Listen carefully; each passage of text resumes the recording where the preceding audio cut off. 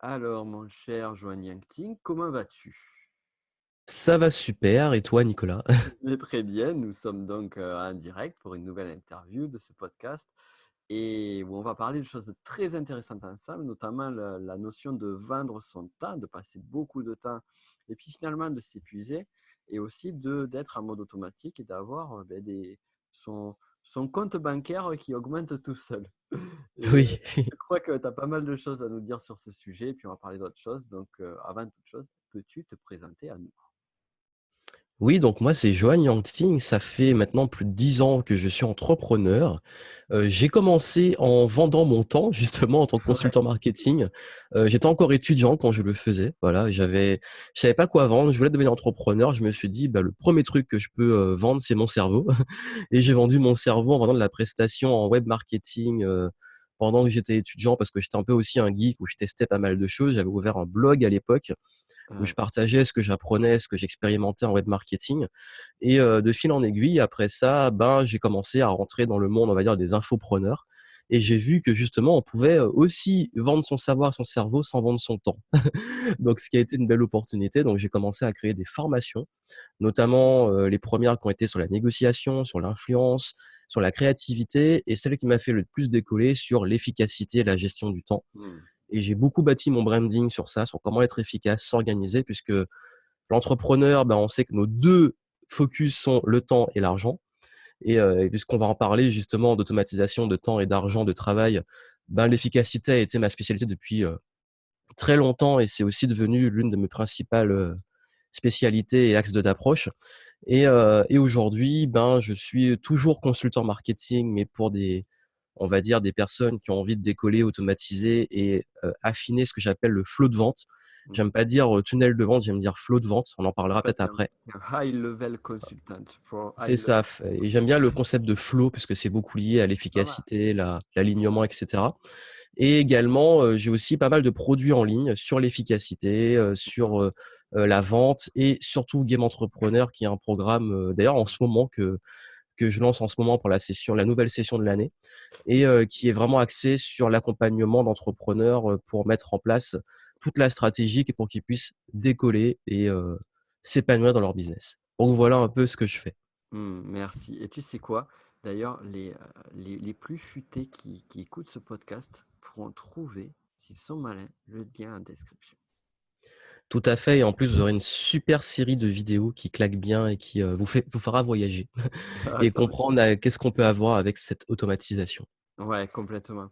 Et ouais, non, c'est clair que moi, ce que j'apprécie sur ton approche, pour qu'on en ait beaucoup discuté ensemble, c'est que tu fais partie de ces rares personnes, parce que pour moi, rares sont ceux qui, ont réussi à atteindre un niveau d'automatisation comme on a pu le faire, tu vois, sur les différents échanges. Et il y a beaucoup de choses qui sont, on va dire, qui sont donner ça et là en disant: «Ouais, voilà, vous pouvez automatiser votre business facilement avec le web et compagnie». Il y a beaucoup de promesses autour de ça, mais il y en a pas beaucoup qui l'incarnent véritablement. Oui, Et moi, j'apprécie vraiment ça. De toute façon, on est en phase sur ce point-là. C'est un peu cette notion de walk the talk. C'est, je dis et je fais. Et vraiment, toi, tu fais et tu dis. Alors, du coup, pour aller dans ce sens-là, qu'est-ce que tu as fait toi et quel a été un petit peu ton itinéraire, ton chemin sur l'automatisation et même les galères, les difficultés, on va dire les premières difficultés et comment tu as pu les franchir? Ça fait beaucoup de questions. ouais, bah, du coup, je vais raconter un peu le parcours, un Ouais, peu en détail. Ce qui s'est passé, c'est en fait, quand je vendais mon temps en tant que consultant, bah, c'est le classique, il faut prospecter, se faire connaître, avoir des recommandations, faut aller à des rendez-vous, faut, boire beaucoup de café, de verres, de discussions, de de l'alcool? négociations. Pas trop, je suis pas très alcool, mais bon, en fait, on évite, sauf peut-être pour l'autre, pour qu'il cède plus facilement à la vente, je sais pas. Ça peut être une stratégie, bon, c'est pas trop ce que je faisais, mais ça peut être une stratégie. Il y a beaucoup de pays aussi où les contrats se signent, avec de l'alcool, Oui, surtout dans les pays complètement, asiatiques. complètement. Mais surtout l'idée, c'est que là, en fait, j'arrivais à un moment où en plus je me vendais très mal à l'époque. J'étais Mmh payé au lance-pierre et je me suis dit: «Bon là, c'est juste pas possible». Je travaille mh. 12 heures par jour, même plus. Mmh. Parfois, c'était 15 heures par jour. J'avais peu d'heures de sommeil et je gagnais à peine ma vie. Donc je me suis dit: «Bon là, En plus, ce que j'ai fait, c'est que j'ai fait un prêt étudiant pour payer mes études. Mmh. Donc ce qui fait que j'avais une pression financière aussi qui arrivait très vite, Mmh. où je me disais que si je vis pas de ça, très vite, après mes études, bah, ça va être compliqué. Ouais. Et là, je me suis dit: «Bon, clairement, j'en ai marre de vendre mon temps, qu'est-ce que je peux faire d'autre?» Et en fait, comment j'ai découvert un petit peu ces trucs-là, c'est que j'ai j'ai fait aussi apporteur d'affaires. J'avais aussi des contrats d'apporteur d'affaires, donc si je rapportais des contrats pour des boîtes, je touchais des commissions. Donc en gros, j'étais commercial. Et en tant que commercial, comme j'étais aussi un peu un geek du web marketing, j'en avais marre de prospecter pour les boîtes. Mmh. Donc qu'est-ce que j'ai fait? Bah, je me suis dit: «Comment je peux automatiser ça? Comment je peux être malin?» Donc me suis mis à faire des trucs qu'on appelle le growth hacking. C'est un terme qui arrivait assez tard, mais à l'époque, je faisais du growth hacking Ouais, je et je faisais tous les trucs de scrapping, d'aller ouais. récolter des adresses mail sur les sites avec des robots. Je faisais des trucs de mailing où je récoltais dans les annuaires. Je déléguais une partie du phoning. Enfin bref, j'ai essayé de trouver des solutions pour, que toute cette partie qui me saoulait d'aller prospecter soit automatisée. Mmh. Pour me focaliser plus sur l'aspect, ben, en fait, moi, je suis juste celui qui va closer, en fait, qui va clôturer la vente. Et ça marchait très bien. Je le disais pas aux boîtes qui me recrutaient, en fait, eux, ils s'en foutaient du moment que les ventes étaient faites. Mais je me suis dit: «Mais attends, mais c'est génial, pourquoi je fais pas ça pour moi?» Ouais. Et donc j'ai pas duré très longtemps sur le rôle de commercial puisque je déteste prospecter et je me suis dit: «Comment moi je peux avoir un business où je ne prospecte pas?» Et Ah, d'ailleurs, anecdote, aujourd'hui je ne prospecte pas. C'est limite les clients c'est des clients qui viennent et c'est le contraire, je refuse plus de clients que j'en accepte. Donc voilà l'anecdote, de ce oui, qui se parce que tu passe. es assez sélectif sur, les clients que tu prends, ça aussi, c'est Tout vraiment une à fait, particularité et ce qui est beau derrière ça, c'est que tu es sélectif, mais tu peux te permettre d'être sélectif. tout à fait. Parce Mmh. que je pense qu'on va y venir. Pour en arriver là, en Ouais, fait, il faut passer par tout un process et aussi un c'est état intéressant. d'esprit. Mais ce qui fait que, j'ai clairement décidé d'utiliser ces outils-là pour, vendre mes prestations. Mmh. Sauf que mes prestations, c'était encore du temps. Mmh. Et en fait, je me suis rendu compte que la question qu'on me posait le plus souvent, c'est: «Comment je gérais tout ça? Tout ce Ouais. temps, en fait? Comment j'organisais mes journées?» et cetera. Mmh. Et ma première formation que j'ai lancée sur la négociation, alors que j'ai négocié plutôt mal, mais j'étais bon quand même en négociation et j'avais étudié ça aussi à Berkeley et compagnie, elle s'est pas beaucoup vendue et pour être honnête avec vous, j'ai fait une vente. J'ai lancé le Mmh. truc, j'ai travaillé 6 mois sur une formation, je la lance, je Oh fais une putain, vente et c'est tout. Donc du coup, j'étais un peu deg. c'est 3 mois après, je lance une formation, je bosse un mois dessus, je fais 2 ventes. Donc au bout d'un moment, on se dit: «Bon, l'infoprenariat et le fait de vendre en ligne avec l'audience que j'avais et les outils que j'utilisais pour faire du mailing, plus les blogs que j'avais qui rapportaient du trafic, l'automatisation, bon, il y a rien d'automatisé si tu fais une vente sur un lancement ou 2 ventes». mmh. Mmh. Donc là, en fait, j'ai finalement sorti une troisième formation sur ce qu'on m'a demandé le plus. Donc j'ai arrêté de réinventer la roue, j'ai donné ce que les gens voulaient, Mmh mh. sur la gestion du temps. Et ça a Mmh. été un carton. J'ai fait des ventes et je me rappelle le matin, je me suis réveillé et je faisais des ventes toutes les 5 minutes, Ah avec non, les alertes PayPal, le téléphone qui vibre, 47 €, 47 €, 47 € et là, mais on est le roi du monde. On se dit: «Waouh, mmh, mais en fait, ce que je gagnais en bossant, pendant des semaines, je le gagnais en une matinée». c'est Et génial. là, j'ai compris ce concept-là, la différence entre vendre son temps et l'automatisation et surtout, cette formation, elle s'est vendue, je crois que j'ai dû faire 2000, sur 2 jours, ce qui était énorme à l'époque pour moi. Maintenant, ce serait totalement ridicule, Mmh. mais ça a été un déclic et c'est le résultat qui m'a rendu le plus fier et le plus heureux parce que j'ai vu que c'était possible de gagner sa vie sans vendre son temps. Surtout que j'avais fait des missions à mi-temps à l'époque, j'avais bossé en animation de jeux vidéo. On m'avait payé, à peu près 1000 balles, pour bosser un mois et demi pendant les fêtes, où je bossais Mmh. aussi le dimanche. Et là, en moins de 2 jours, j'avais fait 2000 balles. Donc là, le rapport, il est vite fait. Ouais, tu fais C'est vraiment le comparatif, tu te dis: «OK, c'est d'accord». clair. Et donc ce Mmh. qui fait que c'est depuis là que j'ai vu le potentiel et qu'en rodant mes stratégies, en rodant mon approche, C'était en quelle année heu ça? ça, c'était entre 2009 et 2011. D'accord.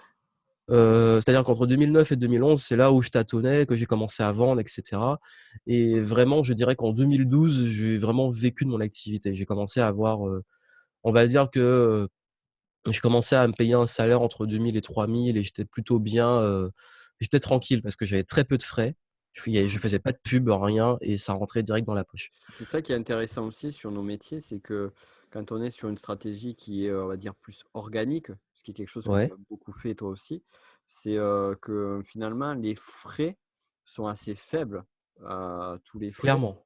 Alors que quand on fait du consulting, la prestation, quoi que ce soit, il y a d'autres frais ou d'autres métiers, les frais vont monter beaucoup plus, quoi. Bah, c'est clair, surtout que quand on est par exemple, quand je faisais du consulting, il y avait quand même on dit qu'il y a pas de frais, bah, oui, il y avait des frais de déplacement, enfin, il fallait Ouais, payer les repas, les verres, il y avait tout un truc de mise en place qui faisait que c'était long.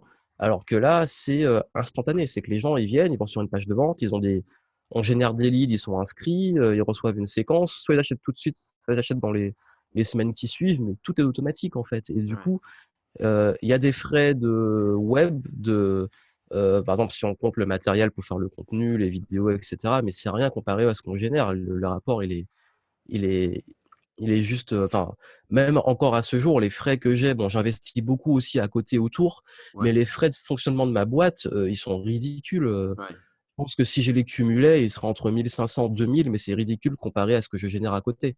ouais, Donc, complètement. ce qui veut dire que en fait, on applique vraiment un levier. C'est-à-dire que à partir de ça, on se dit: «Bon, maintenant, je peux vendre en automatique. Je travaille une fois sur la création d'un système, mais une fois que le système, il est fait, il me génère des revenus à l'infini».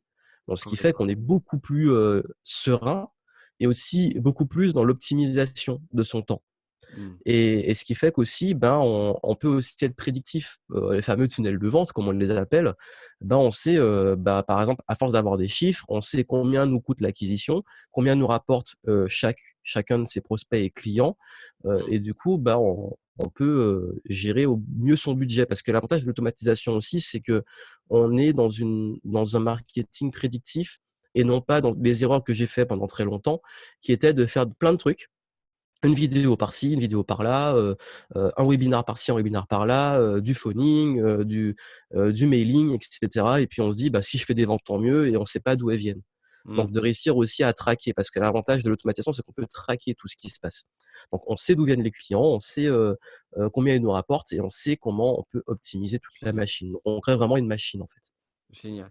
Et question, par rapport si on en revient justement à tes 1res formations, donc tu Oui, nous as dit qu'il y en a une qui a surperformé et ouais, bon 2 autres qui n'ont pas marché. oui, Heu, à quel moment donc on imagine que la première qui n'a pas marché par exemple, si tu avais fait une d'automatisation, ouais, tu aurais perdu beaucoup de temps et d'énergie pour pas grand chose.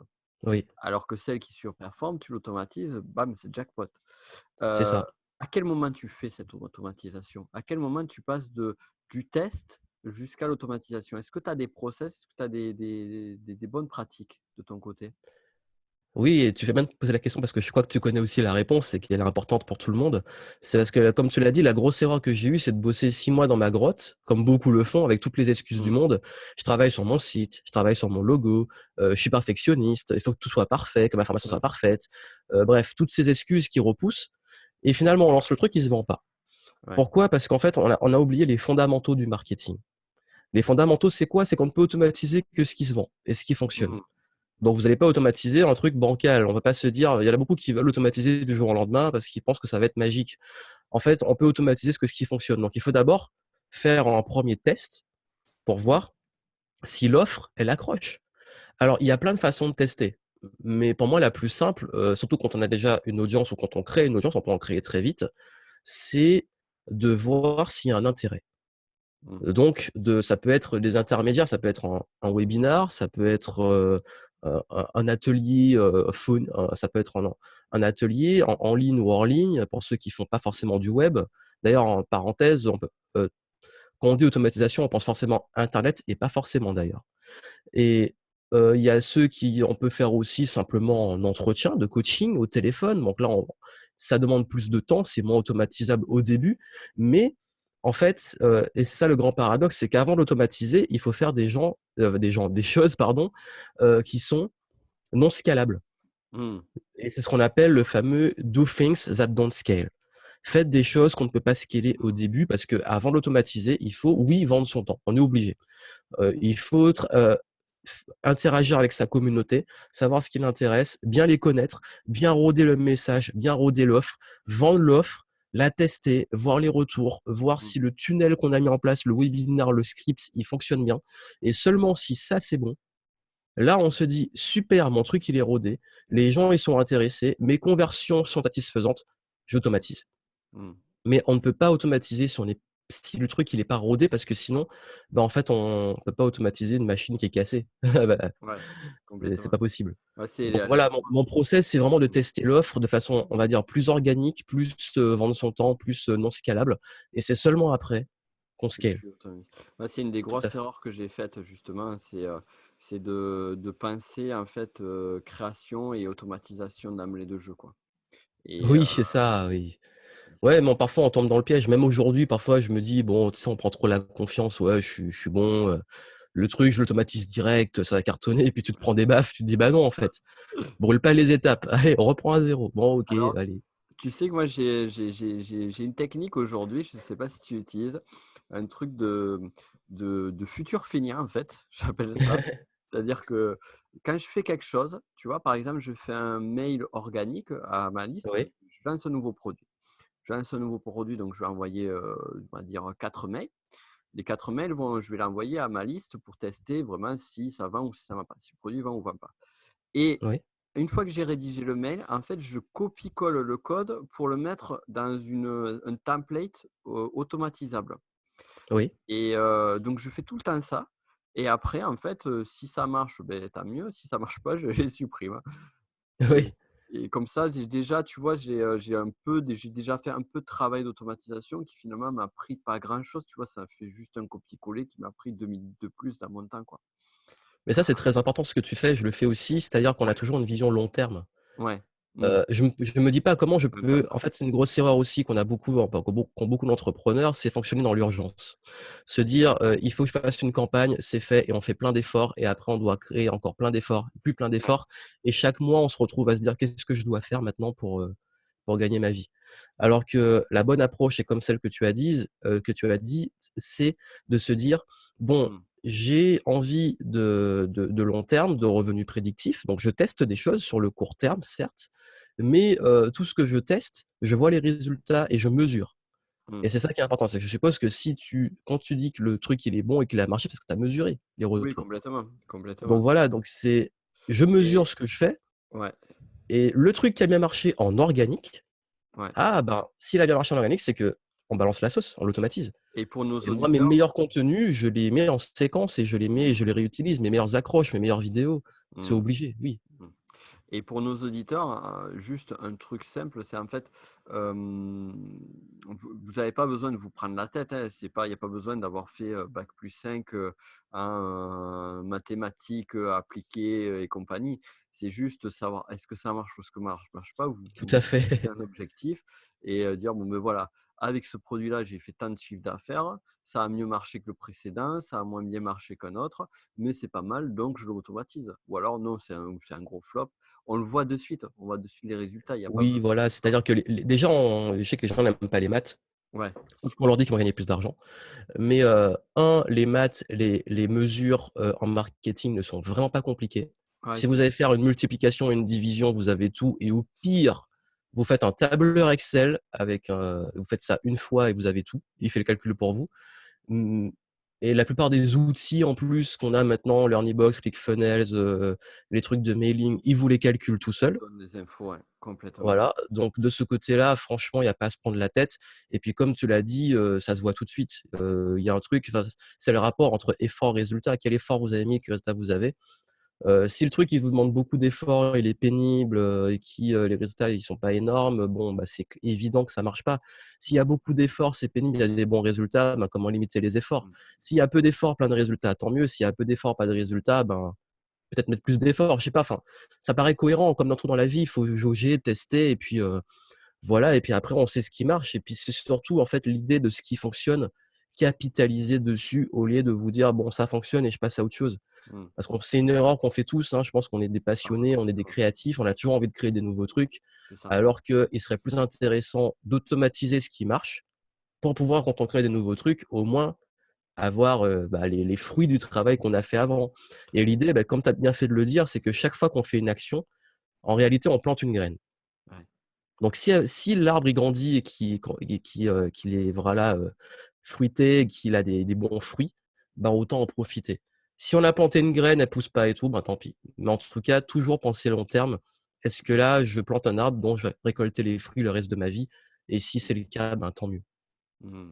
Excellent, excellent, excellent. C'est vrai et c'est bien ce que tu viens de souligner, c'est vrai que tous les 2 on est des créatifs et c'est une difficulté, c'est un effort de, pas passer à quelque chose de nouveau en plus et se dire: «Je vais capitaliser sur quelque chose qui marche». Est-ce Oui. que tu aurais des conseils justement à ça? Ou comment tu arrives à faire toi, par rapport à cette impulsion de la nouveauté, cette impulsion de: «Tiens, j'ai une nouvelle idée, j'ai envie de faire ça». Ah mais ouais, mais tu as un truc qui marche là, qu'est-ce que tu en fais? Capitalise-le quoi.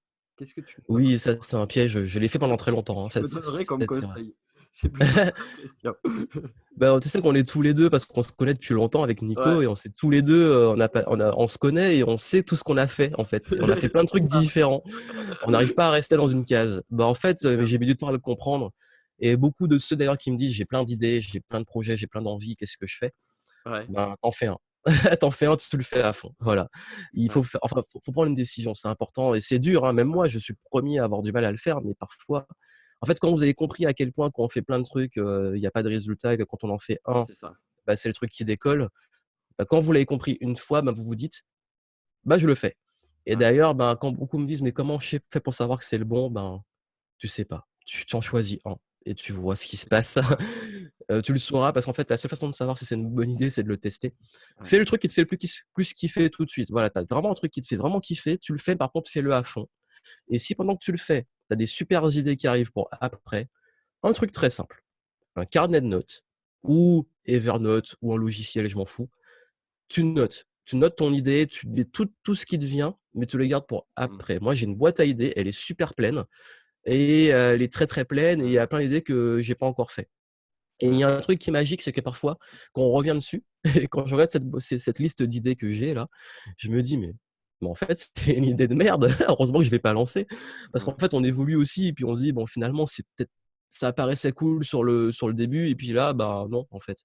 ouais, Donc je comprends. prendre du recul, laisser mûrir ça dans une boîte à idées et en fait, aller au bout d'une première idée, aller vraiment à fond et seulement après, quand le truc il est bon, quand le truc il est rodé, quand le truc il fonctionne et qui tourne de préférence en automatique, là, vous allez dans votre boîte à idées et vous vous dites: «Ben, maintenant, qu'est-ce qui me ferait le plus kiffer dans les idées que j'ai?» Et je vais suivre une prochaine et je vais être focus dessus. Et en fait, ça évite d'avoir la frustration de se dire: «J'ai des belles idées que je vais oublier», donc noter, mais aussi ça permet de se focus sur ce qu'on est en train de faire. Mmh, Parce que en fait, mmh, si vous faites plein de choses en même temps, ça ne décollera jamais, vous serez dispersé et l'énergie dispersée, complètement. elle est pas laser. Focus, ouais, que tu as raison, le laser focus et je me permettrais de rajouter un autre point aussi, pour, enlever certaines peurs que peuvent avoir, certains, que moi-même j'ai eu, sur cette dynamique-là. C'est Oui, que, choisir une idée ne condamne pas la personne. Ça ne nous oui, condamne pas nous à rester là-dessus. Tu sais, par exemple, moi c'était l'énéagramme. Pendant un moment, je suis allé à fond de chez à fond sur l'énéagramme et justement, j'ai eu très peur de sortir de là parce qu'à un moment donné, j'avais fait le tour du truc, quoi. J'avais fait 2 formations sur le c'est sujet, ça. c'est bon, c'est moi j'ai besoin de passer à autre chose et c'est pas Oui, parce vous jouez pas votre vie, en fait, c'est bon. ouais, c'est ça. On n'est pas Acceptez condamné. que dans votre vie, vous allez passer par plein d'expériences, c'est pas grave. C'est vrai, ce que tu dis, c'est très, très, très important. C'est que souvent, on se dit: «Si je choisis un truc, c'est un sacrifice pour la La vie». vie, Ben non. ouais. Non, non, Non, non. tu choisis un truc parce que c'est ce que tu ça t'appelait à faire pour des bonnes raisons que tu vas trouver et je pense que l'énéagramme, tu as eu des bonnes raisons de le faire. Ça Oui, t'a apporté une partie de ta vie, ça t'a créé une notoriété sur un sujet. C'est des outils que tu utilises encore aujourd'hui, je pense. complètement. Pas Donc de voilà, souci. c'est et tu as appris aussi, dedans donc en fait, on a tendance aussi à penser que les compétences qu'on développe, dans des projets complètement différents, ne nous c'est du temps en fait, on a peur de perdre du temps. Ben non, je vais vous donner en fait, toi, tu as eu l'énéagramme, moi, j'ai eu pendant très longtemps, le dev perso de façon plus globale. C'est-à-dire que j'ai fait vraiment le dev perso généraliste, confiance en soi, méditation, les trucs comme ça, parce que j'avais envie de le faire et Mmh. c'était vraiment mon aspiration. J'étais à fond dev perso, j'ai des formations dessus, même à ce jour qui cartonnent. Ouais, Mes ouais et clients, ils puis sont tu très appuies contents. dessus, quoi. C'est C'est ça. Mais au bout d'un moment, j'ai fait le tour. L'année dernière, j'ai annoncé il y a exactement 1 an que j'arrêtais le dev perso parce que j'en avais mmh. marre. Parce que c'était plus mon truc et je suis pas revenu dans le business à fond. Mais par contre, tout ce que j'ai développé, que ça soit en business pour mes tunnels dev perso et en fait, mon dev perso aujourd'hui, il est entièrement automatisé. bah, tout ce que j'ai appris, je l'utilise aujourd'hui. Et également, toutes les Mmh. notions de coaching que j'ai développées, d'accompagnement, de mindset, et cetera, c'est mon plus grand atout que j'ai aujourd'hui Mmh. en business, en consulting. Pourquoi? Parce que mes clients, pourquoi ils viennent me voir? Parce qu'ils savent que j'ai aussi des notions de dev perso.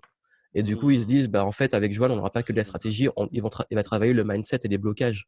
Donc en fait, tu vois, tout ce que vous allez faire, tout ce que vous allez expérimenter, ça va être des atouts. Et si vous changez, vous prenez un virage complet, c'est pas un souci. Et en fait, c'est juste qu'il y a des cycles dans la vie, on passe par différentes étapes.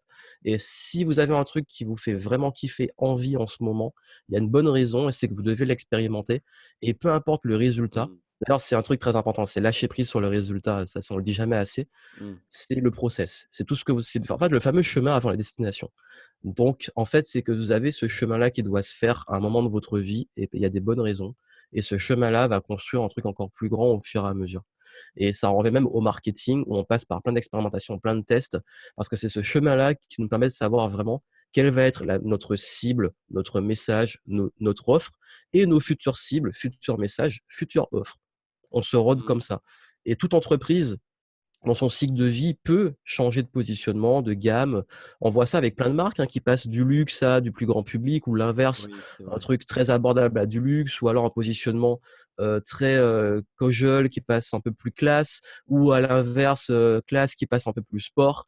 C'est pas un souci, c'est vous évoluez en fait et vous vous adaptez et c'est ça qui est Et génial. et si tu devais donner un conseil justement, aux personnes qui souhaiteraient faire ce pivot-là, ce Ouais, switch ou cette évolution-là, ou qui par exemple ont bossé pendant, 1 ou 2 ans sur un secteur d'activité, qui soit ne s'y ouais, reconnaissent plus ou alors à la limite se disent: «Beh, en fait, il y a beaucoup mieux et beaucoup plus lucratif pour moi». Heu, ouais. qu'est-ce que tu leur conseillerais de faire? Ouais, parce qu'en fait, c'est ce que j'ai fait l'année dernière. J'ai pris un virage assez radical. Ouais, J'ai complètement. retiré plein de mes produits de dev perso, même de certains de business qui sont pour moi un petit peu obsolètes et anciens.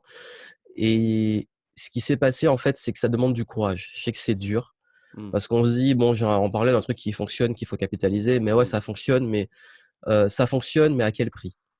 Ça Mmh. veut dire qu'en fait, je me suis retrouvé avec une clientèle que je ne voulais plus. C'est Mmh pas mh. contre les gens, c'est pas parce qu'ils sont mauvais et tout, c'est juste que Mais ça moi, ne correspondait plus. voilà, c'est plus compatible en fait. C'est plus mes Mmh. aspirations, c'est plus ce que je veux faire.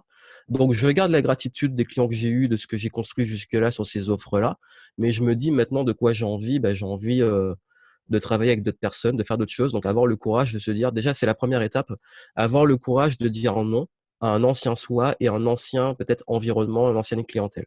Mmh. Avoir le courage de se dire: «Ça me rend plus heureux en fait». C'est con, mais si le pivot, il faut le faire au bout d'un moment, en fait, c'est très simple. C'est 3 questions. Est-ce que j'aime ce que je fais? Est-ce que j'aime mes clients? Et est-ce que j'aime mes offres? Voilà, tout Mmh. simplement. Mmh. Est-ce que j'aime ce que je produis, mon quotidien et tout, mes offres, ce C'est que je génial, vends et mes clients? c'est Si génial. c'est plus le cas, c'est qu'il y a un changement à faire, il y a un pivot à prendre. Et ce pivot, ben, c'est de retravailler une nouvelle stratégie, de se dire, ben, d'être honnête avec les anciens, de se dire: «Bah, vous m'avez suivi pour ça». Ne pas rejeter, ne pas dire: «Ben, je vous emmerde, fuck» et cetera. Non, faites pas ça, hein. J'ai failli le faire. Je le sais que je le dis parce que j'ai failli le faire parce que j'étais un petit peu j'en avais marre, en fait. Non, ne rejetez pas ces gens-là, non, en plus, surtout, c'est vos clients. C'est juste de dire: «Bon, OK, merci, voilà, de m'avoir suivi jusque-là. Maintenant, je prends un virage. Vous me suivez pas». Votre audience, elle va se scinder. Il y a des gens qui vont vous suivre, d'autres qui vont peut-être vous en vouloir, même vous insulter. J'ai eu des insultes aussi. Ah ouais? Acceptez-le. Ouais, ouais, parce qu'en fait, ils acceptaient pas que j'arrêtais le dev perso et qu'ils disent: «Mais non, je veux que tu me motives, je veux des vidéos de motivation, tu parles business, tu Mmh. parles argent, j'aime pas ça, non». Bah, c'est non, bah, voilà, ben, c'est pas il y a pas de souci, mais calme-toi, va suivre d'autres personnes. Accepter en fait, c'est vraiment une rupture. C'est Ouais. c'est vraiment une rupture, en fait. Une rupture, et c'est dur. C'est un deuil, une rupture, mais par contre, ce que vous allez faire maintenant, si ça vous donne vraiment envie et que c'est vraiment ce que vous avez envie de faire, vous allez le faire bien et ça va cartonner. Et Mmh. justement, on parlait de game entrepreneur. Quand j'ai fait ce pivot, j'ai dit: «Je reviens avec game entrepreneur». Il y a plein de gens qui m'ont pas suivi dessus, mais ceux qui m'ont suivi, je peux dire que les clients que j'ai eus et l'audience que j'ai eue dessus, elle est géniale. Ouais. Et Ouais. parce que pourquoi génial? Parce que c'est ce que j'ai envie de faire, c'est C'est, mon kiff, c'est c'est du cohérent. moment. Et je sais pas où je vais être dans 10 ans, dans 5 ans et autres, mais Ouais. en tout cas, là, je suis là où je veux être. Donc en fait, il y a pas vraiment une recette miracle, mais c'est plus une recette de courage, de dire non, Mmh. de courage de prendre cette décision de rupture et le courage d'accepter le nouveau que vous voulez faire. Et Ouais, quand bah, vous acceptez ça, ben, tu sais tout ce se que déroule. tu sais ce que tu perds, mais tu sais pas ce que tu vas gagner derrière, quoi. Donc, Ouais, ça fait un peu effectivement. peur et d'ailleurs, j'ai même fait des vidéos, hein. J'ai même montré ça, j'ai montré les coulisses. Je me rappelle, j'étais à Montréal, c'était en mai, ouais, je crois que c'était au mois de mai dernier, On les 2018, retrouve où ces vidéos? sur ma chaîne YouTube. Et cette vidéo, je disais: «J'ai peur». J'ai dit: «Je flippe». Parce qu'en fait, j'ai Ouais, annoncé en fait pendant Montréal, j'ai dit: «J'arrête le dev perso», mais de façon radicale. ouais. Ensuite, d'ailleurs, je crois que tu avais réagi à la vidéo. Ensuite, j'ai dit: «J'ai peur parce que je me lance dans un nouveau truc, je sais pas qu'est-ce qui m'attend». Tout ça, j'ai partagé parce qu'en fait, c'est ce que je fais, c'est que je partage les bons comme les mauvais côtés Ouais. et j'ai dit: «Ben, je sais pas où je vais, je sais pas ce que ça va donner» et cette peur-là, je l'ai vécue. C'est ça que je vous dis que tout ce que je partage, c'est du vécu. Mmh. J'ai flippé ma race. J'étais en mode, Comprends. «Qu'est-ce que tu fais? Mais ton business là, mais tu le mets en danger, tu as un truc qui marche en dev perso, qu'est-ce que tu vas foutre dans ça? Tu vas te mettre en concurrence avec des mastodontes, du make money online et cetera. Qu'est-ce que tu fais, Joël?» Bah, au-delà de cette peur, du courage que j'ai de le faire, ça a cartonné. Excellent. Le lancement a cartonné, j'ai eu des super clients. Le mois qui a suivi, c'est tellement on fire que j'ai dit: «J'annonce une tournée de conférences» et la tournée de conférences, je savais absolument pas ce qui m'attendait. Est-ce Ouais, que je vais remplir? Je vais me ruiner? Il faut pas payer des salles, une tournée et cetera. Le truc, il s'est rempli en 2 jours. c'est énorme. Alors que j'ai fait très peu de marketing. J'ai annoncé: «Je fais une tournée, voici les villes, inscrivez-vous». En 2 jours, j'avais 150 personnes qui avaient réservé leur place Putain, c'est énorme, c'est et énorme. et là, ma tournée, elle se passe super bien. Et j'ai fait d'ailleurs des vlogs sur ma chaîne YouTube sur la tournée, Game Entrepreneur et voilà, j'arrive à la fin de l'année et là je me dis: «Ben, je suis content» et vous savez ce qui s'est passé en coulisses? C'est que pourquoi il faut suivre votre intuition et quand vous devez changer, prendre le courage, c'est que j'ai pas, drastiquement vraiment explosé mon business comparé à l'année précédente. Mmh. Par contre, j'ai maintenu mon business et je lui ai mis un peu de croissance Mmh mh. en doublant mon panier moyen. Ça veut Mmh. dire que je gagne 2 fois plus par client. En D'accord. doublant mon kiff, parce que je kiffe plus ce que je fais Mmh. et en ayant 10 fois moins d'offres Mmh. disponibles. Mmh. Il faut Donc dire aussi que ouais. je suis passé de plein de produits automatisés qui tournent tout seuls à quelques petites offres, 3 ou 4 et un panier moyen de clients qui a doublé. Donc ce qui veut dire que j'ai radicalement changé ma clientèle et ce qu'ils dépensent. Mmh, c'est génial, c'est génial. Et mon business s'est maintenu et je flippais parce que je savais pas si ça allait se maintenir. Ça veut dire qu'il s'est maintenu et si on fait le calcul, c'est que ce chiffre d'affaires-là, il s'est fait sur les 6 derniers mois de l'année, sur le 2e semestre. Mmh. Donc ce qui veut dire que ça valait le coup. Alors Mmh. ça veut pas je veux pas en train de vous dire que si vous le faites, ça a forcément cartonné. Il y en a aussi qui enfin, on sait pas en fait. Ouais, Mais que parfois, en fait, si c'est le bon truc pour soi, on se donne les moyens et il y a de ouais. meilleures Ouais, et chances que puis on ça fait fonctionne parce que positivement aussi. ouais et puis aussi ce qui va se passer, c'est que si ça vous saoule, que vous aimez pas votre clientèle, ce que vous faites et cetera, ben, ça va forcément baisser et l'avantage, c'est que le plus tôt possible, faut prendre votre nouvelle orientation. C'est exactement comme le burn-out. Si au bout d'un moment, votre job, ça devient ultra pénible et que vous essayez de tenir par courage de pas changer ou d'arrêter, ben, au bout d'un moment, ça va lâcher, en fait. Mmh. Donc dans ce cas-là, vaut mieux prendre les devants et agir avant qu'il soit trop tard, avant que vous soyez au fond du gouffre, que vous n'ayez plus le choix de le faire, en fait. Faites-le pendant que vous avez encore le choix, pas quand vous n'avez plus le choix. Après, quand on n'a plus le choix, ben, on a plus le choix, donc on le fait, mais Et c'est plus dur. généralement, ouais, c'est le pire moment pour le faire. C'est Bah, moi j'aime bien clairement. cette phrase, c'est: «Si vous choisissez pas, la vie va se charger de choisir pour vous». Ah, mais clairement, moi, je pense que j'aurais continué, j'aurais pas eu ce courage de le faire, je me serais pris une grosse claque encore plus fort Mmh. et c'est tellement fort que même aujourd'hui, quand j'en suis un peu rappelé à cette ancienne partie de moi dont j'ai pas encore entièrement fait le deuil, je le dis en toute transparence, quand on tombe dans un petit peu les travers du dev perso, les trucs comme ça, ben, je le paie toujours très cash et la vie, elle me le donne tout de suite. Ouais, C'est que tout de suite, je vais avoir une grosse claque qui me dit: «Non, continue ton projet que tu as mis en place». ouais. Dès qu'on regarde un petit peu derrière, qu'on revient sur le passé, grosse claque. Et Focus. et alors tu disais justement que tu avais, automatisé cette partie développement personnel, donc finalement, Ouais, elle est derrière toi en termes de chemin de vie, mais oui, en même temps, elle est encore présente dans ton business. Comment est-ce c'est que tu ça. gères justement le fait que certains te voient encore aujourd'hui sur cette image-là, parmi tes clients? en termes de Bah oui, position. c'est toujours un peu difficile, hein. Enfin, faut éduquer beaucoup. Il y a même aussi d'autres personnes qui me disent, «Johan, je croyais que tu étais vraiment que, dev perso». Ah bah, écoute, qu'on a une étiquette, moi, j'ai envie de dire, en fait, je l'accepte. Mmh. Je me dis que de toute façon, les gens vont toujours coller une étiquette. Ils vont Ouais, toujours nous mettre dans une case, et donc ils ont besoin, on a besoin. voilà, c'est ça. Effectivement. Maintenant, moi, la question que je me pose et que je dis souvent, c'est: «De toute façon, s'ils ont cette étiquette-là de moi, ils prendront ce qu'il y a à prendre de ce côté-là. Mmh. Si ça les saoule, ils font leur tri. Ça leur appartient». Pour moi, en fait, c'est vraiment ça leur appartient. Pareil pour mes clients. D'accord. Mes clients dev perso qui, ben, me voient maintenant plus dans des discours business et tout, Mmh. beaucoup me suivent parce qu'ils ont envie de lancer leur business. Mmh. Beaucoup étaient déjà entrepreneurs et se sont dit: «Ben, génial, maintenant il va vraiment parler purement business et continuer à parler mindset en plus de ça, donc c'est génial». Et ceux qui sont purement dev perso, ultra dev perso et qui, sont pas du tout entrepreneuriat, bah, ils font leur tri. Il y en a beaucoup qui n'adhèrent beaucoup pas du tout, qui voilà, parce qu'ils ont, peut-être des choses à régler sur l'argent ou sur eux-mêmes. Je sais pas, parce que souvent les gens dans le dev perso, ils sont un petit peu dans des démarches de choses à régler et donc ne Oui. comprennent pas certaines choses encore, sont pas assez mûrs pour comprendre des choses. En fait, c'est plus je suis dans l'acceptation et je laisse les clients faire le tri, en fait. Comme Et on l'a alors dit au début, c'est que je ouais. filtre, c'est que les gens s'ils veulent pas, ben, ça les regarde. Comment ça se passe au niveau, si on veut dire de façon plus pratico-pratique? Admettons une personne Ouais, achète un produit à toi dans le développement personnel, il est oui, dans une séquence mail, j'imagine. Est-ce qu'à un moment oui. donné, tu vas communiquer vers lui sur tes produits business? Est-ce que tu vas faire un pont pour l'amener vers, une entrée vers la partie business? Comment tu fais? Ben, en fait, déjà, j'ai remarqué que par ma communication et les produits, même dev perso, parce qu'en fait, j'en ai supprimé beaucoup et ceux que j'ai laissés, ils s'adressent quand même beaucoup à des mindset entrepreneurs. Donc D'accord, ce qui fait que cette clientèle-là, elle est déjà ça automatiquement pose pas de filtrée. souci. Mmh. Ouais, et ce qui fait qu'elle est déjà quand même un petit peu sensible à l'entrepreneuriat. Par contre, bon, si le client, il a acheté mon produit dev perso et qui reçoit les trucs business, Ouais. généralement, il va les ignorer ou il va dire: «Bah, écoute, j'ai eu, ce que j'avais à apprendre chez toi» et puis il fait son chemin. Donc d'un point de vue pratique, il y a en fait, ça cause vraiment aucun souci.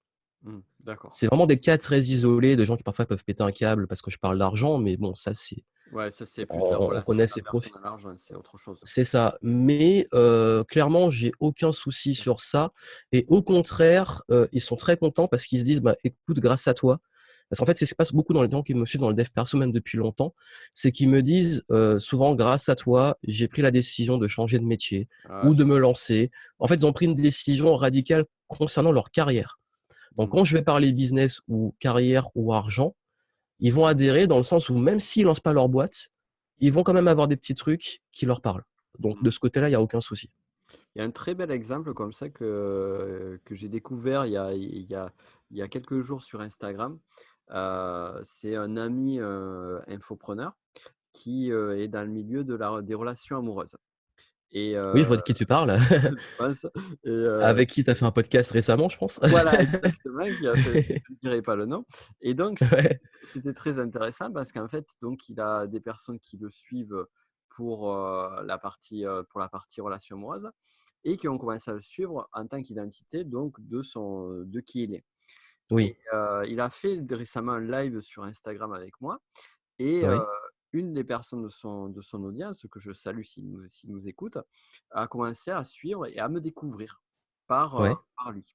Et ce qui est très drôle, c'est qu'en fait, cette personne qui était venue initialement pour les relations amoureuses, aujourd'hui, me suit à moi. Donc finalement, tu vois, c'est un pont plus un pont qui m'a amené à moi et il me suit sur la partie business parce qu'il veut se lancer dans la partie coaching.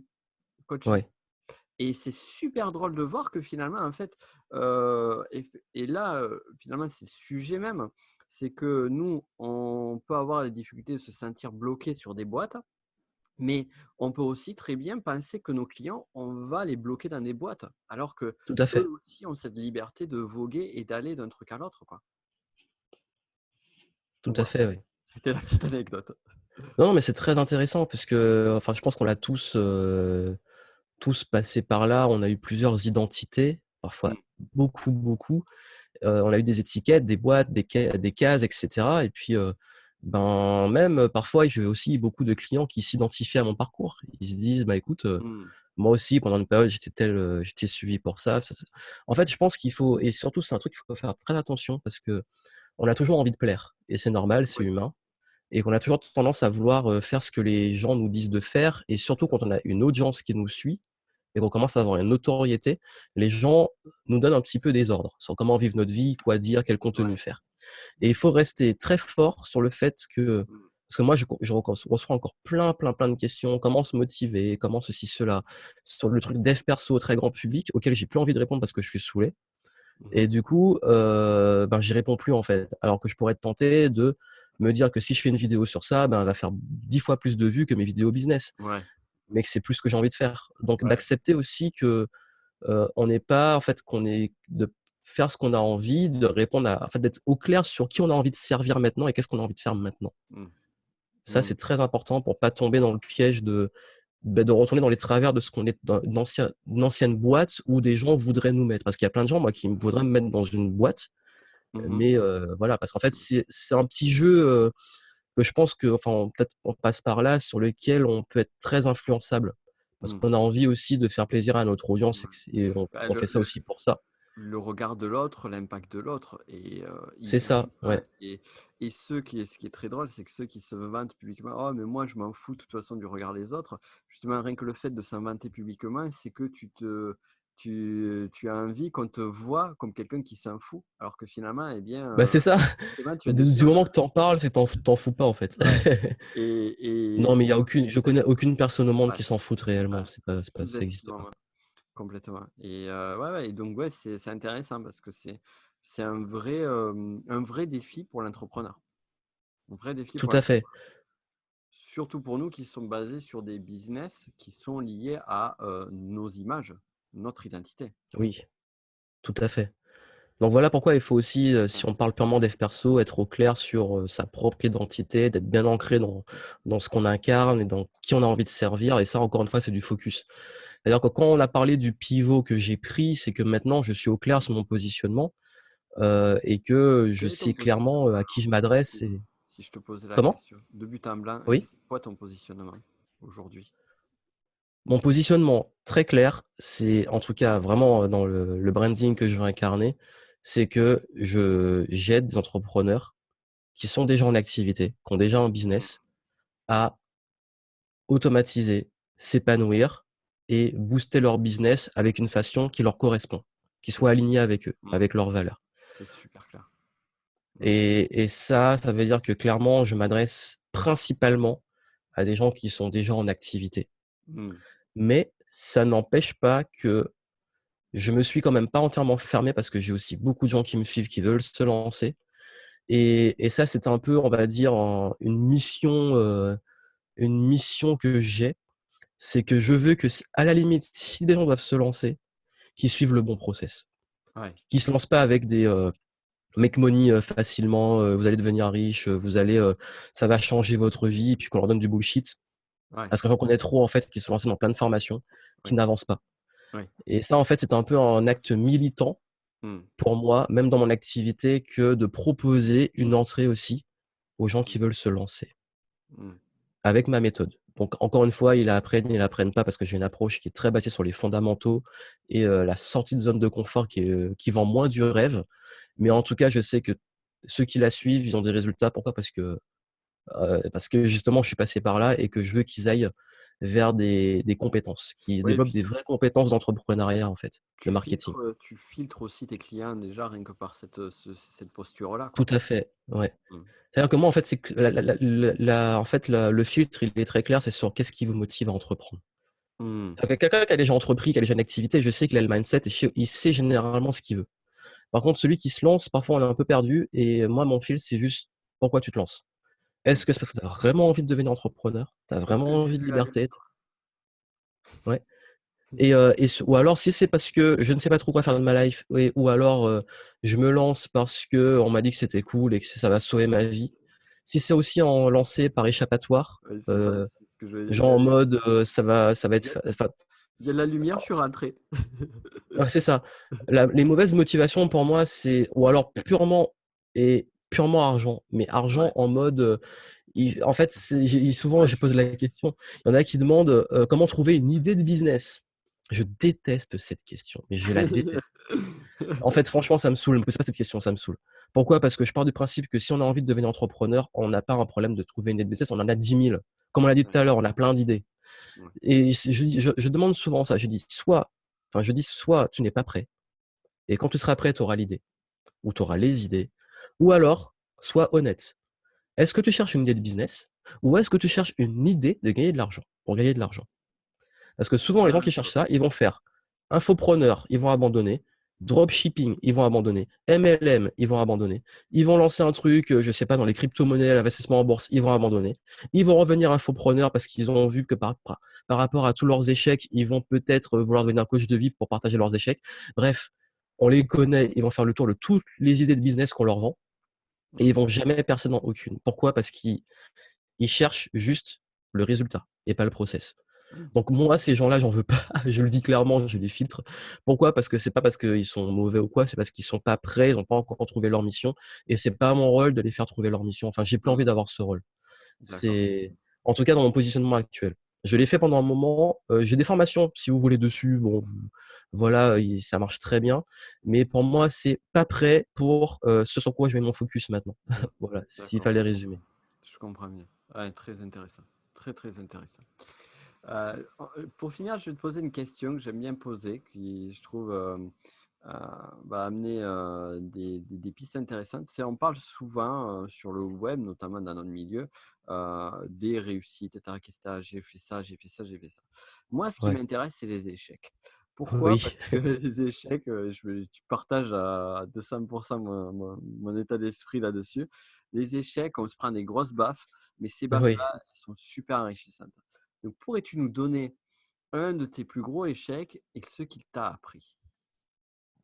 Un de mes plus gros échecs, ça va être dur, j'en ai eu tellement des échecs. Je les C'est collectionne. pour ça que tu es aussi beau Et aujourd'hui.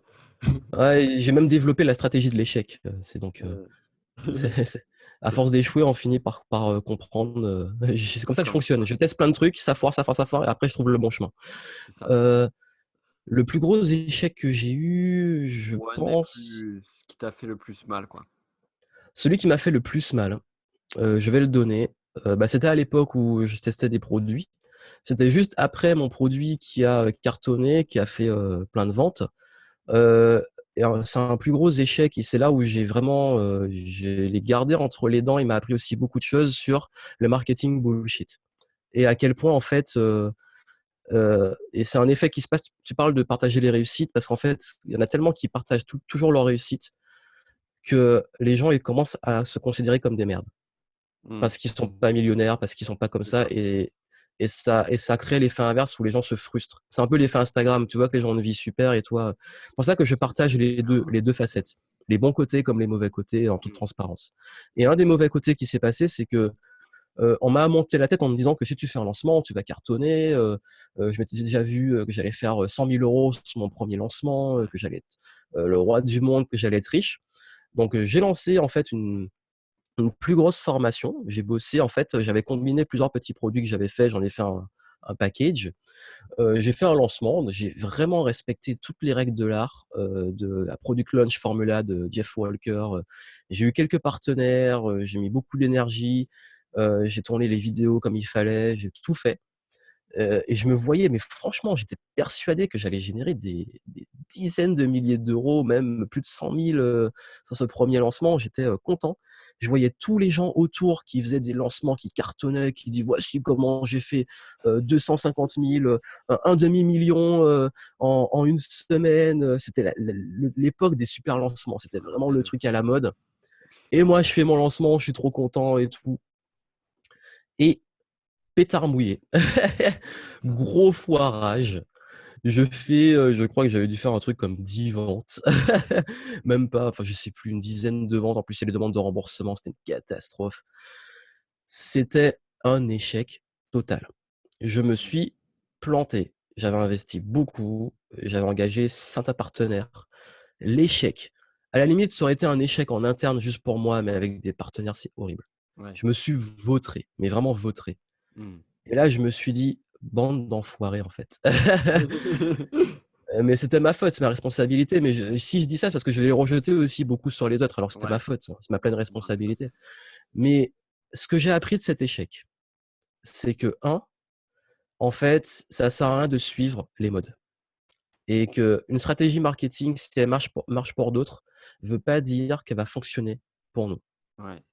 Et je vais être tout transparent avec vous, les lancements, c'est peut-être le truc qui, pour moi, à l'heure actuelle, est le plus décevant de façon globale. Mmh. Sauf maintenant avec Game Entrepreneur parce que j'ai acquis une expérience et un positionnement et une notoriété qui fait que Mmh. ça marche beaucoup mieux. Mais je pourrais avoir le même résultat juste en faisant un live ou une tournée de conférence comme je l'ai fait. Mmh. Mais ce qui veut dire que ne focalisez pas sur des stratégies juste parce qu'on vous a dit qu'elles étaient bien, en vous comparant aux autres. Et ça a été ma plus grande leçon, c'est de me comparer aux concurrents. C'est ça, me comparer aux concurrents, suivre des modes, C'est suivre des dur, hein. stratégies, juste C'est voilà. dur ça. Et ça, c'est la plus grosse leçon que j'applique aujourd'hui parce que même parfois, je l'ai refaite après cette erreur.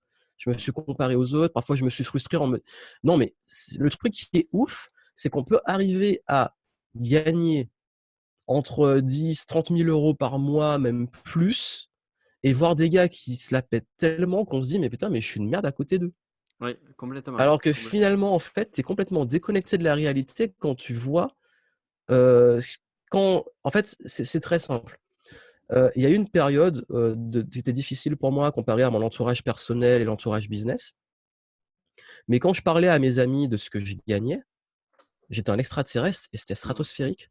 Mais Mmh. quand je parlais à d'autres gars de l'industrie, de ce que je gagnais, j'étais une souris quoi, j'étais un petit joueur. Mmh. Bon, ce qui fait qu'au bout d'un moment, tu te dis: «Bon ben» et puis surtout que quand tu creuses les coulisses, C'est ce que tu j'allais te te rends dire. compte qu'il y a beaucoup de bullshit parce que le mec va te dire: Quand tu «J'ai grattes fait le 1 000 000 vernis, de chiffre d'affaires».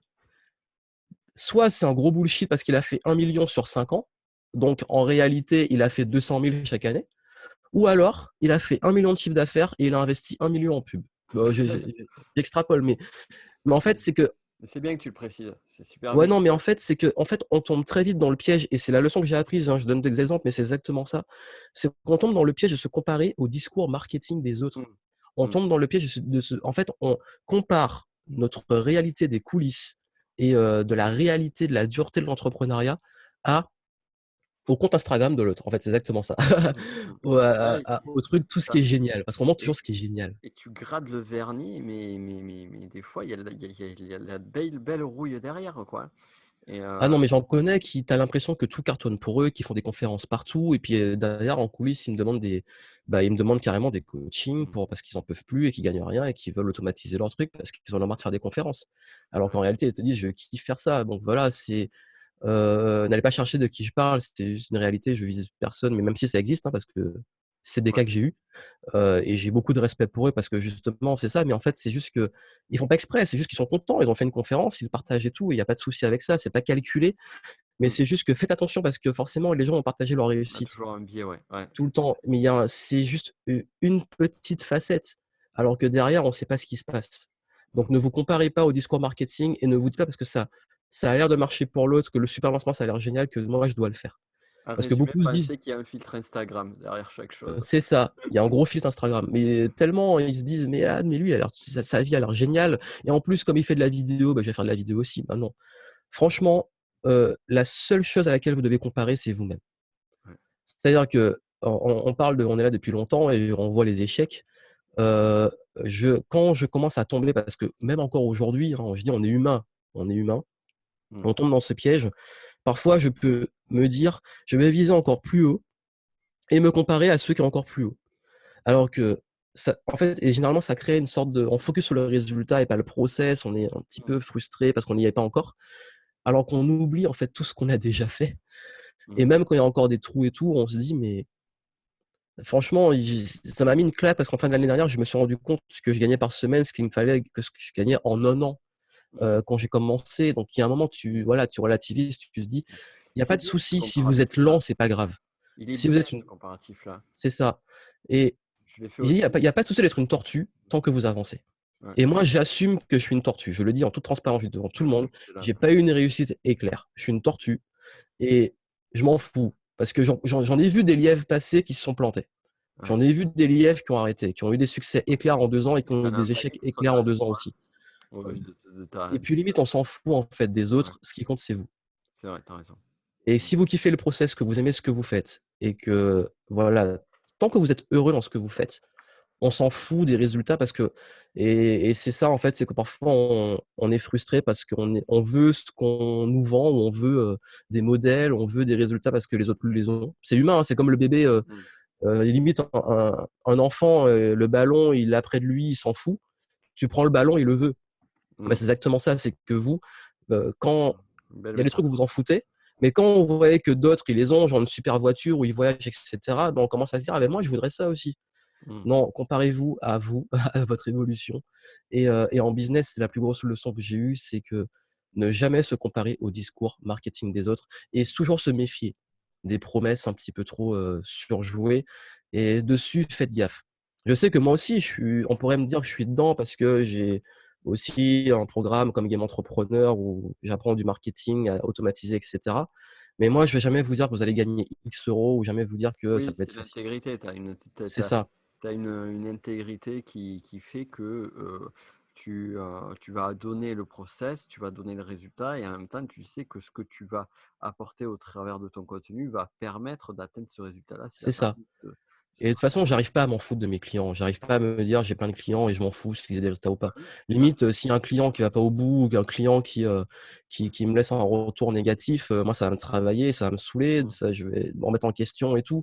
Donc voilà, je pense que c'est important, vous, en fait, même dans vos choix, hein, quelles que soient les personnes avec qui vous voulez travailler ou en tout cas si vous voulez développer votre business, faites gaffe à ça. Ceux qui en montrent trop, ceux qui voilà, qui sont toujours dans des discours, plus, ça va vous donner envie, ça va vous frustrer parce que vous allez vous dire: «Bah, je suis une grosse merde parce que, je suis pas comme ça». Faites gaffe. Si vous commencez à ressentir de la frustration et tout, faites quand même gaffe. Ça peut je dis pas que c'est forcément, qu'ils sont mauvais ou que c'est forcément, la réponse que c'est joué dessus, parce qu'on peut être frustré aussi parce qu'on a un truc à régler, mais je dis Oui. juste, quand c'est too much et quand vous avez trop de discours marketing qui commencent à vous faire croire que votre vie est nulle, il y a un souci. Il y a un Mmh. souci. Et vous travaillez vraiment des compétences. Ouais. Allez Ouais. vers des gens qui vont vous aider à développer des compétences. Allez vers des gens où vous voyez vraiment qu'ils en ont pas rien à foutre de vous. Et de préférence, je sais qu'on est toujours dans la preuve sociale attiré par ceux qui ont des plus grosses audiences. Mais comment vous voulez avoir de l'attention et de l'accompagnement si vous allez vers des gens qui sont suivis par des millions de personnes? À un moment, il faut être réaliste aussi. Il va falloir Mmh. payer plus pour les C'est très atteindre. Enfin bref, pertinent. Très pertinent. tout ça pour vous dire, ça j'ai beaucoup de enfin j'ai dit ça parce que hier, j'ai fait une conférence où je parlais du tournant et je pense qu'on prend un tournant et on a vu même ça au niveau social et tout, c'est qu'on peut plus prendre les gens pour des cons, clairement. Mmh. Vous êtes éduqués maintenant, le marché, il est éduqué, le marché, il est mature, surtout sur le business en ligne et maintenant, je pense plus que jamais qu'on est tous responsables de ce qui va exister après. Mmh. Cette responsabilité commence par, la Mmh. transparence, par l'honnêteté, l'authenticité, on en parle tous, mais l'incarner, c'est autre chose Oui. et comme je l'ai dit, attention à ce que vous voyez et attention à ce qui est réel et vous, la réalité, vous l'expérimentez, je pense déjà et vous savez qu'elle est pas aussi simple et que la seule façon de l'affronter, c'est de devenir meilleur et on devient meilleur avec des compétences et Mmh. aussi avec des échecs et des réussites. Donc voilà, je vous souhaite beaucoup d'échecs, mais beaucoup de réussites derrière et je vous souhaite aussi de vous planter le plus tôt possible pour apprendre le plus vite possible et surtout, bah, n'oubliez pas que le plus important, c'est vraiment votre évolution personnelle. Génial, génial. Bah, je crois que il y a rien de mieux pour conclure, cette interview. Donc je te remercie, grandement pour toutes les pépites, toute la valeur que tu nous as apportée, mais aussi sur cette vision, sur ces choses que peu de personnes disent et que tu as le courage de dire et qui sont vraiment, fondamentales et sur Oui. lesquelles on est en totale phase. Pour finir, est-ce que tu peux nous rappeler où est-ce qu'on peut te retrouver? Oui, donc vous pouvez me retrouver régulièrement sur, ma chaîne YouTube et en podcast. J'ai un podcast aussi comme toi. Mmh, Vous avez je pense que tu mettras les liens en description et puis surtout en ce moment, d'accord. comme je l'ai dit, bah, si en tout cas mon approche vous plaît et que vous souhaitez, en savoir plus sur mon parcours, sur moi, sur mon approche du business et la stratégie marketing, je relance là en ce moment, l'académie Game Entrepreneur qui est un programme, d'accompagnement sur 3 mois où on va vraiment sur des compétences, sur de la stratégie, sur des fondamentaux, où je vous montre tout ce qu'il faut mettre en place de A à Z pour vos offres, pour, vos tunnels de vente, sur l'automatisation et cetera et je fais en sorte que ça soit vraiment le plus concis, focus, Mmh. simple possible pour avancer. J'ai eu des très bons résultats avec mes élèves l'année dernière. Oui. Donc en tout cas, si ça peut vous intéresser, que mon approche, vous intéresse, allez voir ça et vous pourrez prendre le train en marche, c'est déjà en cours et profiter de voir, vous avez plein de vidéos, donc vous pourrez dans les vidéos, je vous fais voyager aussi. Oui, je vends du rêve, mais parce que moi aussi, j'aime bien aussi le lifestyle voyage, donc vous allez voir. Mais en tout cas, ce que je vous garantis, c'est qu'il y a pas de fausses promesses et surtout que vous allez comprendre ce qui fonctionne vraiment, mais pas juste cette année ou, en ce moment, mais ce qui fonctionne il y a 20 ans et qui fonctionnera dans 20 ans. Voilà, c'est Génial. ça. Donc Et allez le voir. je rajouterais, pour être allé à une des conférences que tu as fait, l'année dernière sur Gamme Oui, Entrepreneur, franchement, c'est un super programme. C'est vraiment un super programme, très qualitatif yes. et structuré. Moi, ce que j'ai trouvé, c'est que la structuration du parcours de l'étudiant est vraiment très bien faite. Elle est très bien faite et elle est dans une logique qui ne peut qu'aider celles et ceux qui auront le plaisir de te rejoindre. Voilà. Validé par un expert en formation, donc certifié. Validé, certifié. Je pose mon Je tampon. mettrai le label certifié. Certifié par Nico Pen. Super, mais je te remercie. Merci pour tout ce que tu nous as apporté et à très vite pour de nouvelles Merci à aventures. toi. À très bientôt. Au revoir.